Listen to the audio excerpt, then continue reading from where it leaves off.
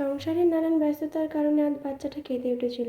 তো হয়েছে কি, আজ সকালবেলায় উঠে বাসি কাজ সব সেরে ভাত বসিয়েছিলাম। তোমাদের আগের ভিডিওতেই আমি জানিয়েছিলাম আমার মায়ের শরীরটা প্রচুর খারাপ, সেই কারণে বেশ কয়েকদিন থেকেই আমাকে আমার সংসারের কাজগুলো করতে হচ্ছে। আমি জানি আমাকে সব সংসারের কাজগুলো একসময় সবগুলোই করতে হবে, কিন্তু এখন যেহেতু ছোট বাচ্চা আছে তাকে নিয়ে এই সব সংসারের কাজ করাটা আমার পক্ষে খুবই কষ্টকর হয়ে যাচ্ছে।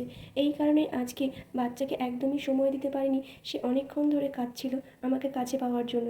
আর তাছাড়া ডাক্তারে মাকে বলেছে একদম ঝাল মশলা কম করে খাবার খেতে, সেই কারণে আজকে পুরোপুরি সবজি রান্না করেছি আর তার সঙ্গে একদম ঝাল মশলা কম দিয়ে। আর আজ কাজ সারতে সারতে প্রায় 1টা মতো বেজে গেছে।